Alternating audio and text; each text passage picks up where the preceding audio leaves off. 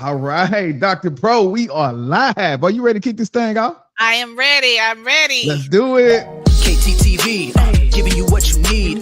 Motivation, education unleashed. H-Town representing, we forever keep it rolling. Join the conversation with inspirational stories. Thought-provoking, feel that energy. Kendrick Thomas aiming to lift the community. True indeed, tune in, come and see. Giving you what you need. KTTV, let's go. Hey, KTTV. Hey.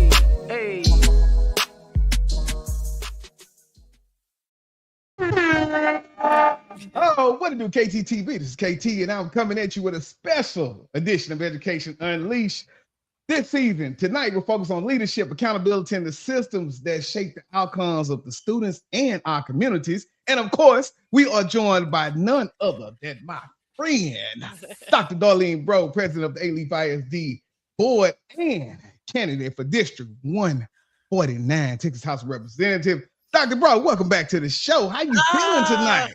Thank you. Thank you. It is my pleasure. And thank you so much for the invitation. Look, anytime that we can come on, you know the work. You know the work, but also we know the love. So anytime that I can come on, support, talk, we can share, and sometimes go down memory lane. I'm here for it. So let's do it. So we have a long history. Yes, yeah, literally. But before we jump into the work, I want to start here. We had a lot of conversation before. A lot has happened since then. So how are you doing personally and professionally as you continue this work? Well, thank you for asking. And again, thank you for inviting me on your show. How am I doing? I'm doing great. I am doing great because I get to do what I love. And that truly is to serve, both personally. I'm a wife, I'm a mother, my kids, they're my young adults, they're all doing well. So, when your kids are doing well, your parents, we're doing well. Professionally, I am just knee deep in the work, serving Alief, currently serving as in my third term as Alief ISD Board President. Very, very diverse district. I'm excited about the innovative things that we are doing in the district. And then also, you mentioned, I have made the decision that I am running for state representative for District 149 because I want to continue to serve Alief in our community in Austin. Yes. And we know that work is not easy. So I look forward to talking about that work tonight. And just what's ahead, so just jumping right into things. You spent so many years in education, leadership. When you reflect on this journey, what made you realize that this work was bigger than a title or even a simple role? Well, we've talked about, I'm not just a board member. I'm a career educator, was in education for over 25 years. And so I understood really at a deep level how decisions at the board level directly impacts and shapes students' experiences in the classroom. And especially those students whose voices are not always represented at the table.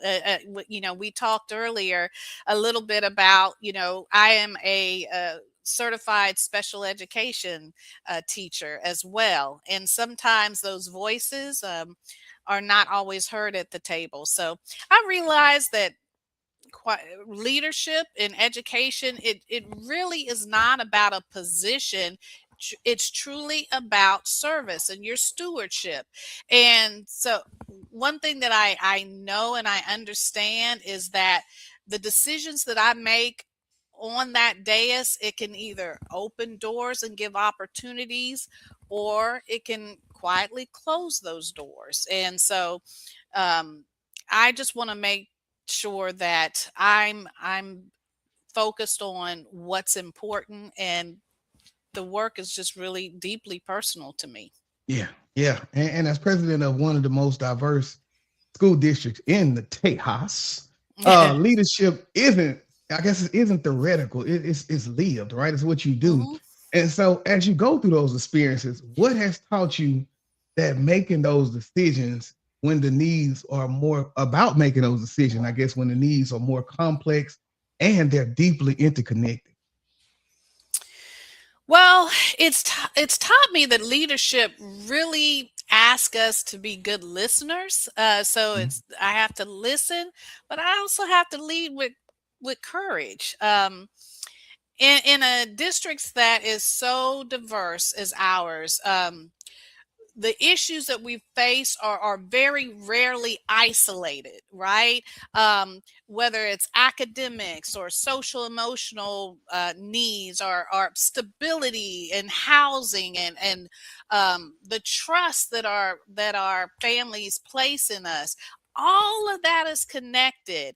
And so for me, effective leadership means honoring and understanding the complexity of that relationship. And so, knowing that you can't just put band-aids on things. There are no quick fixes. You have to be aware of those rippling effects.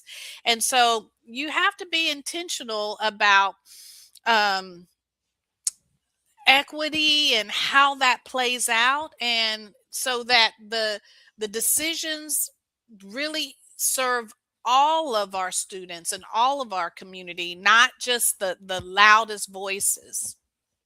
Yes. And now I remember you leaving, well, not necessarily leaving, but beginning your company and working on the policy, right? And you think about the doctorate work and all of the work that you're doing. Was this really like the precursor to running, or was it something in the middle of all that? And you said, wait a minute, I think this is needed. So let me shift and I'll move here. I would say the latter. I Mhm, never had intentions that, mhm, oh, this is, I'm doing all of this to get here. My mhm. intention was always to serve to the best of my ability where I was. And so I realized that in each position, whether it was a classroom teacher, language arts specialist, intervention coordinator, all of those things led up to me having a broader understanding of how this whole education system works. And as a school board trustee, I am very much aware and accountable to my families, the community, my parents, my students, and teachers. And so I know what accountability looks like. But at the school board level, we're on the receiving end of policy, right? Of the things that are developed there and decided in Austin. And so it just got to a point we understand it's public education has been, in the news and on the chopping block for this last couple of legislative sessions. And I just felt like it's now is the time. All of these things have led up to this is where I can best serve, with public education being such a central focus right now in Austin. It is important that we have someone that has lived experiences, that has experiences with delivering real results, there at the table when those decisions are being made. Yes. And as you talk about that board work, one thing I learned is that many people don't fully understand, I guess, what the school board actually does. And so my question would be, is from your perspective, what is something that the public often misunderstands about their responsibility and that impact of that board leadership as you talk about? Mhm. So I don't think that people really understand what the role of school board leader is, and how much happens actually behind the scenes. The school board trustees truly is a bridge between the community and the school district. We do not handle the day-to-day operations of the district. We are not the district managers. So what we do is we have a responsibility to the community to set goals and priorities that are rooted in what the community, the families, the business owners, and just the community in general say, this is what I would like to see in a school district. We bring that to the table and to the district, and we transform those priorities into effective policies. That's our role as a school district. I tell people it's kind of like if you go into the grocery store, HEB, Fiesta, wherever, and you don't particularly like the fruit, or you do like the fruit and you like the whatever, you don't necessarily go to the owners of the CEO of Fiesta and HEB. Yeah. That what happens in that particular store, that's your managers, right? Those are the people that's dealing with that local level. But you have a whole level above that that sets the vision, creates goals, manages the finances. That's what we do. Getting to the bag. Woo!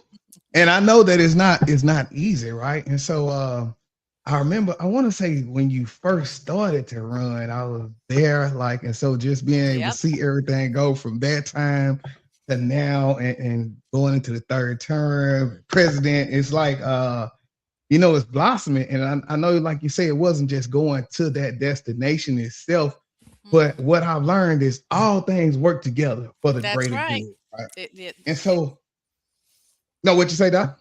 I said, you're right. That's exactly Yeah. right. And so when those tough decisions have to be made, and I know you've been through that, especially ones that won't please everyone, how do you stay grounded in those community voices? I stay grounded, honestly, by listening, and listening often. And whether it be through conversations in the community, I have coffee. Trust me, I'm a coffee lover.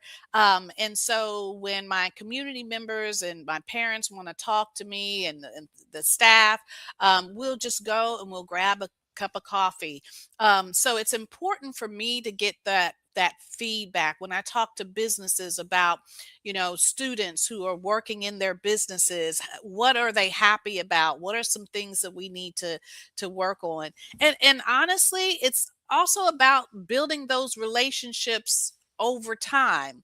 And so there are some times when some tough decisions have to be made. So you can't just avoid it. But when you have those consistent conversations and you've built those relationships with people, they understand. They may not like your decision, but they know that you are a person of integrity, and that you're making very informed decisions. That's Mm. rooted in real outcomes, and the trust that you want from them. So even Yeah, if the pathway is hard. yeah.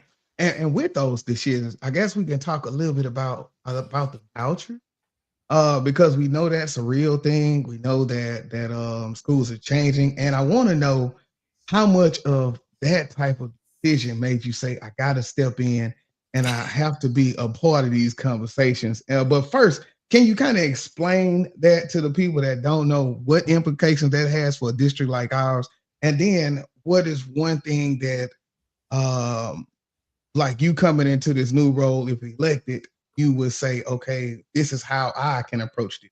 hmm That's a great question. Vouchers have been discussed for a while, and Mhm. uh, you said what. Let me start out with what vouchers are. Vouchers Mhm. are well, they call it a education savings account that a parent can take a certain amount of money, around $10,000, um, and use that money to go to a private school or homeschool. And so the issue or the impact that it has on public school is you're draining public schools of those of those funds. And so you are underfunding. First of all, public schools are not funded at the rate they should be, but now you're allowing individuals to leave your district and take money with them and further underfund your district. So that's what I have a problem with. But also, the vouchers come with no accountability. You and I, as educators, both know that there are certain things that we have to do, especially as educators who serve our special populations, such as dyslexia, special education, and all of those things. We are required to serve students, and we do it willingly, right? We are just required to serve those students that have those challenges and language challenges. However, your private schools, they don't have to choose them, and they don't have to serve them. And so my thing is, that's like your public tax dollars. I'm giving my tax dollars to you and you're taking it, but there's no accountability there. And so I have major issues with that. So that's a little bit about what the vouchers are, but what really made me say something had to be done is when we were fighting, and I was in Austin advocating for fully funding public schools, and vouchers were on the table at the same time. And so there was a $33 billion surplus in funding that could have went to school districts, and it was snatched because vouchers didn't pass. And so the school districts suffered when there was money on the table that could have served students in public education. That was the time that I said no more. No more. Someone has to be there and really fight for public education, because for a majority of the students in Texas, public education is their choice. It is their choice. And so I just wanted to make sure that when I get to Austin, I am coming with real lived experience as an educator, as a special education certified teacher, as a board member who has served and who's been accountable to the public, who wants programming in their districts. And so I come with all of that experience, and then I'm a true advocate at the end of the day. And so those are the things that I will bring if elected. And I say when elected, because we're going to put that put that into the atmosphere. That when elected, that I will center the voices of our parents and our teachers and our students in every single conversation when it comes to public education. Most definitely, most definitely. And in your experience, and I think you just talked a little bit about it, but I just want to make sure, where have you seen those gaps between what schools need locally and the policies that shaped it? Well, I would say honestly, it's that flexibility. Most times, what I have seen is that policies are developed and they're just general across the board. And what they do is those policies then trickle down into the school districts, and the school districts have to figure out, okay, well, how are we going to navigate this new policy? But what is needed is that flexibility and that local control, because our districts understand their students and their communities. But like I said, oftentimes these policies are written without enough flexibility or room for districts to really address the unique thumbprint that is representative of their district. And so when policy really doesn't take in consideration like real world conditions, it unintentionally limits the innovation, the way we can do things, and also the responsiveness that we're responsible for at the district and campus levels. And I remember with the House bill that came out, I guess that was last summer. Was that last summer when everything dropped? And And it was so many things we would have in those meetings. It's like, okay, well, we have to interpret this, or we have to figure out what that looks like for us. For us. Yes. And inside of that role, once you're elected, do you have a little bit more? And I'm thinking about, just living in that red state, and like you say, when things don't go the way we want, we snatch funding, we do those things. So how does your voice amplify when we have that representation from people like you at the table? Yeah, that's actually a very great question. And what I have found that the best way to influence and impact is number one, to be present, develop those relationships. Now, I may not agree with you on everything, but as a certified mediator, I have been trained in understanding when people are on opposing sides, we have to find out what we have in common, and that's our starting point, right? And so with me coming with that level of experience and training, I understand in developing relationships with across differences with individuals across the aisle, that we first have to start with where we align and then work from there. And so, but also it's important that once bills are filed and they are debated from the floor, it's not a done deal. That is when it's your time to get on that floor and debate and offer amendments. And some bills, you have the ability to kind of shape them so they're not as impactful negatively to the school district. But you don't know that if you haven't had that experience of how these bills might materialize and show themselves when it filters down into the district. But when you have someone that has that lived experience, those connections to those boots on the ground, then I can hit that floor and I can debate and I can offer amendments. And then even when the budget is being developed, how I can slide in and say, hey, we need, advocate for a line item in the budget for this program or these supports for districts. So there's multiple ways in which you can influence and shape policy. Most definitely. All right, what I want to do, we'll take a quick break, and when we get back, I do want to talk a little bit more about that policy and that public service. So we'll be right back.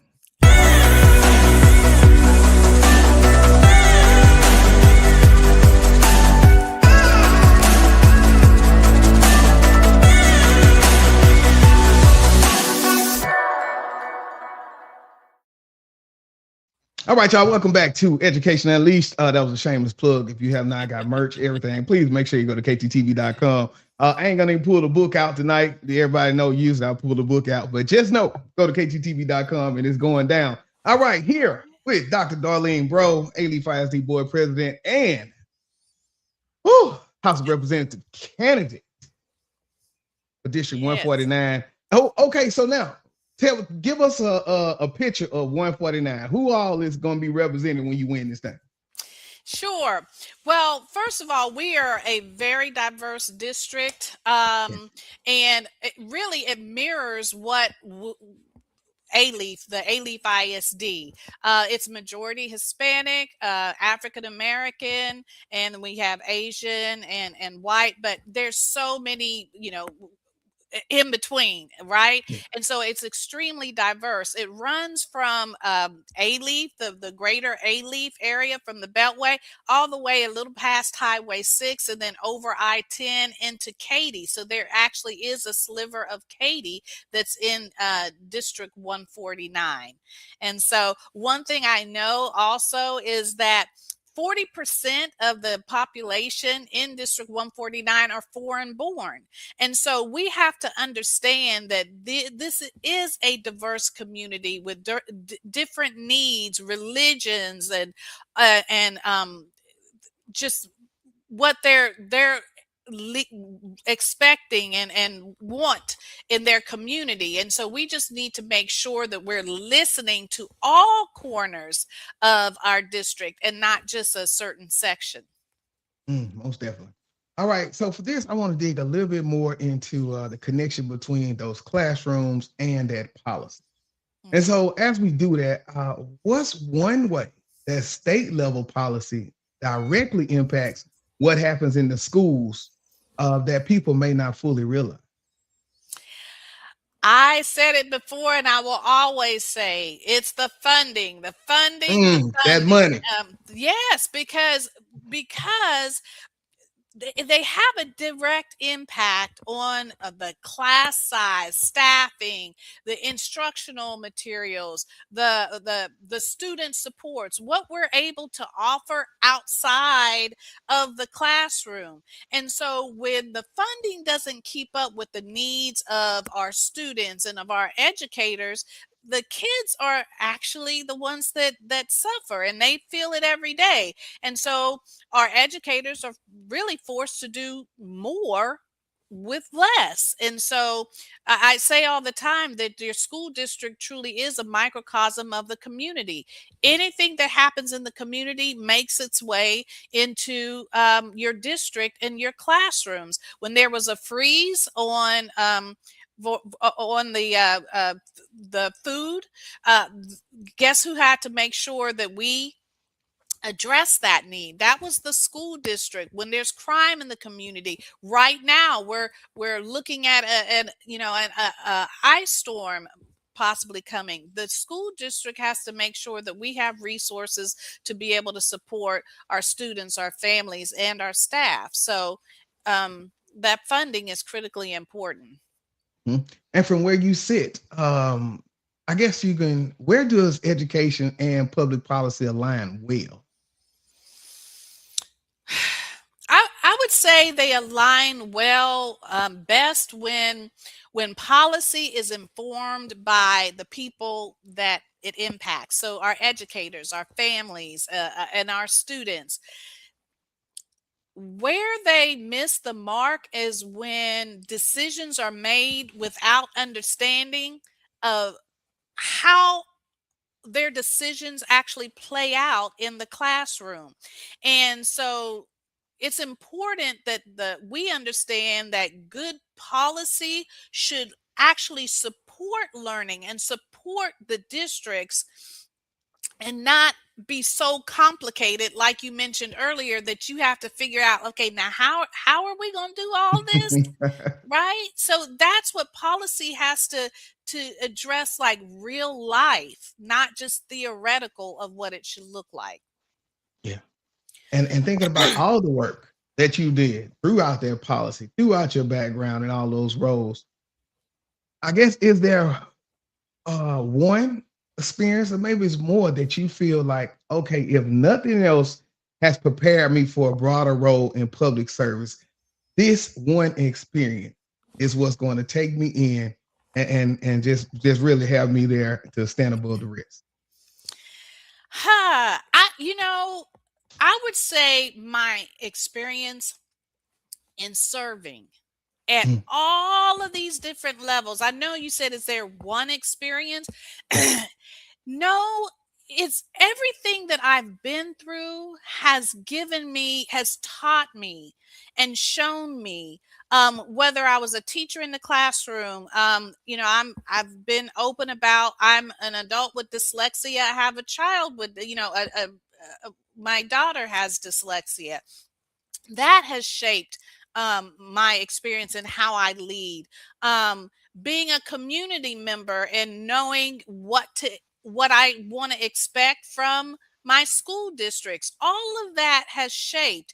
And even I serve on the Texas Association of School Boards. I serve on their board of directors. So I also hear what's going on in communities all across the state of Texas. I serve on the Regional Association um, uh, uh, of School Boards. And so it's the Gulf Coast Area Association of School Boards. So I see that from that experience. So all of those things together helps Mhm. me understand better of how I need to think. I can't be so isolated in just this. I have to think very broadly and understand how all of this is going to impact um, students across this, just students, families, communities across the state of Texas, but also in the district that I would represent.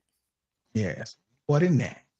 So when I think about the institution and the times we are in, I feel like you chosen to step into the race at a time when trust in the institutions is very fragile. And so that's where there's finance, that's where there's policy, all these pieces. What responsibility do you feel to the communities you're seeking to represent, especially those who have historically felt unheard? Well, I would say, first of all, my leadership and what I've done really should speak for itself. I didn't just jump in this race, and I have no historical background or context to what I'm doing. I think it's important that people understand that that I truly center all the decisions that I make on making sure that I'm centering the students, our community, our families, and everyone that will be impacted by those decisions. I think that's important for people to know and understand that I did not make this decision lightly, and that I come with work under my belt. And most importantly is that as a school board president, and just a member of the board, we are accountable. Every time we walk in those classrooms and see the eyes of our students and look into the eyes of our students and our teachers, we understand what accountability really looks like. So showing up, leading with intention, and delivering real results is important. Most definitely a big responsibility right there. But once again, everybody has to be heard, and that is the way everybody wins, and you get that buy-in once everybody has a voice at the table. And from just knowing you, I do know that is the plan. And so then I ask, what does meaningful advocacy look like to you? And like, we've had some people who campaign, right? And then things change on the back end. Oh, absolutely. So I would just say, what does that look like for you? Not just during campaign time, but day-to-day leadership. I would say meaningful advocacy to me, what it means is consistency. As I mentioned before, I didn't just show up on the scene and say, "Hey, I'm going to run." I have a track record of service. You and I know each other from way back. We have my family had a little league, a nonprofit, and you came out and helped with that. I've served on the board of the Alief YMCA. I was a Y parent. My kids, went through the Y. So I have experience of serving way before this, right? And so meaningful advocacy means showing up consistently, building that trust, and ensuring that the policies really reflect lived experience, not what people think should happen. There's a saying, it says those that's closest to the pain should be closest to the process and the policies. And so that's so true, because how can you make decisions for me if you've never walked in my shoes? You don't have those experiences. I don't have all the experiences, but what's important is that I show up. I listen. I'm there consistently. So it's about translating those community needs into real action, and not losing focus on who I'm actually working for and who I'm serving. And for me, I know for you, leadership is never just professional, right? It's a personal thing. It's who you are. And so my question is, how has being a woman and a leader of color shaped how you lead and how you navigate those public spaces as getting ready for Austin? Oh, I love being a woman. I'm not gonna lie. Yeah, I just feel like we are superhuman, yeah, because we just seem to be able to manage so many things. But it really has made me deeply aware of the importance of number one, being prepared, yes. and then also being present, walking in those spaces that they didn't expect you to be. Right. Mm, I'm just going to be honest. When I walk the halls of in Austin at the Capitol, I don't see a lot of pictures on the walls that look like me. really? And so being present, and then also understanding and remembering your purpose. I would say I lead with empathy, and but I also need to be real clear. I tell everybody I ask a lot of questions. I think that's the researcher in me. I need to be clear, and so, and for me, knowing that representation really matters, I know it's how I show up can even open doors for others, just like the doors were open for me. And so it's being a woman, it's taught me to be very resilient, and honestly to value staying rooted in my purpose, in my values, and what my um just my purpose is here. Hmm. Mm. Look, hold on. We had nothing like when the students come on. Say hi, Mr. Tom. We know that's the student. Right? Look, just There you pulled up go. on me There you tonight. go. Look, that's what it's about right there. Look, so as you look ahead, what gives you hope right now, Doc? Oh my gosh, the students. Yeah. The students give me hope. My families give me hope. The educators that show up every single day committed to do what they need to do to help our students. And they're just I just say I talked about resilience. Their resilience and their dedication just really reminds me of why my work matters. So I guess as you go, how when is the election? How long do we have left? March 3rd, March 3rd, that is Ooh. primaries. But early voting starts February 17th through the 27th. So if you are not registered to vote, make sure that you're registering you register. And if you are, this is not an election for you to sit out. Your primaries determines who will go to the elections in November, and so you want to make sure that the best candidate, you're picking the best candidate to go up head to head in the elections in November. So I encourage Mm. everyone to get out and vote, and please do not miss the primaries. Yeah, I remember one time it was Alief, this when they first started like the genes for so long if you get out and vote or something. And so we said, okay, well, there was a lot of evil on the ballot. So it was like we got to pick the lesser evil that's gonna go with what we want as educators. There And you so go. There you look, go. Doc, I showed up at the Republican voting area and when I tell you, I think it was at Miller that time. When I tell you, them people said, "Are you in the wrong place?" And I was like, "No, but it's about just finding that person who represents the best for you." And Hmm. so I say that to say, as we land the plane, if listeners walk away remembering one thing in this conversation, Hmm. what do you hope it is? I would say that I hope that they remember the leadership is about service. It's not about title, it's not about position. And when we center our students, our communities, our families, that's when real lasting change happens. And I want them to walk away just remembering, from this conversation, that I have I've demonstrated service for years. I don't just show up when it's election time. I'm there every day. And I'm rooted in the community. I've lived in the community for 30 years. I live, work, play, and pray in the community.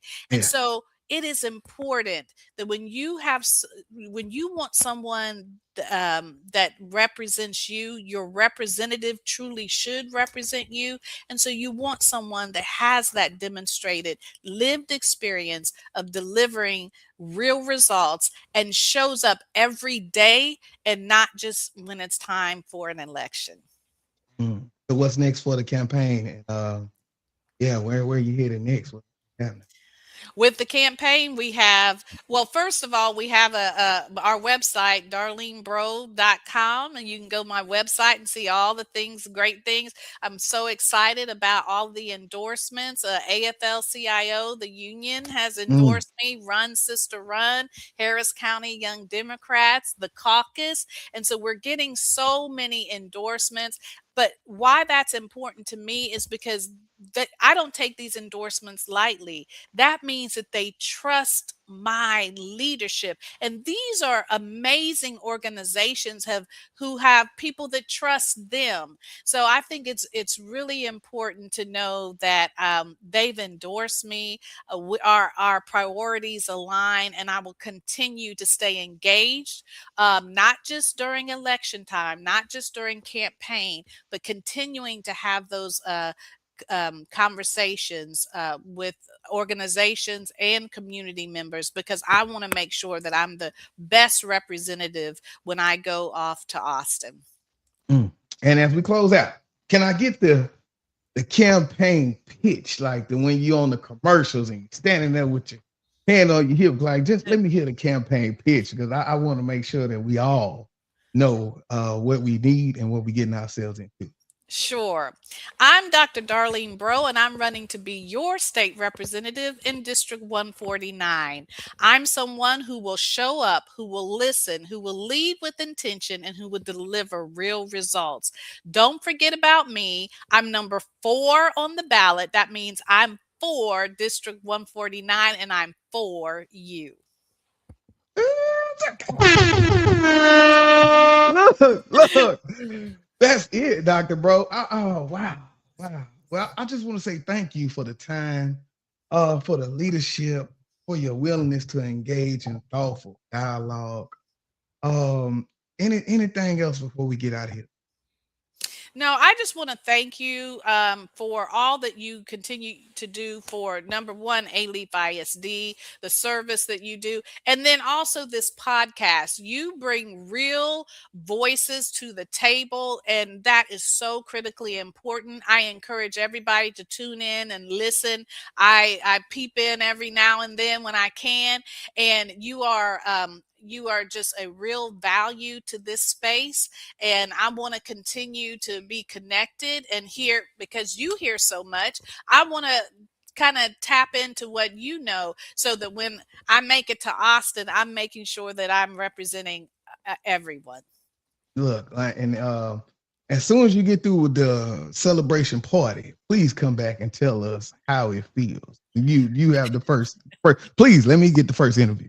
Oh, look, you are absolutely number one. Yes. And you're going to Hey, be at that celebration party. I hope. I want you to hey, come. look, that's a fact. It is on. You know I'm there. Cut it out. Cut it out. All right, bro, Dr. Bro, and give us that information one more time, how we can reach you, how we can follow the campaign, all of the deets. Yeah. My website is darlenebreaux.com. That you can go to my website, see all about my priorities, the things that I've already accomplished, and I'm excited about that. But definitely follow me on all social media handles. It's Darlene Breaux TX. Breaux is spelled Breaux. So Darlene Breaux TX. And so you can find me on Facebook, Instagram, Twitter, and what's the other one? Uh, but you got TikTok? TikTok. There you go. Hey, there There we you go. go. Look, that's it. I just say, hey, all right, Yeah. Dr. Bro, once again, thank you. What'd you say? Anything? No, I was just, hey, like and share Look, my videos, and we say in our camp, we say bro means business. So making sure yeah, that you're getting out and voting for me, number 4 on the ballot, because bro means business. man. That sounds like a t-shirt. I might have to put that together myself. There you go. All right, that will do it for us tonight. Once again, I want to say thank you, Dr. Breaux. Awesome conversation. I look forward to. It's always fun when you break the clips down and get those sound bites going, especially for the pitch. I loved it. It's going down. All right. And so that will do it. I want to say thank you, everybody who tuned in tonight. This is KT for KTTV signing out. 100.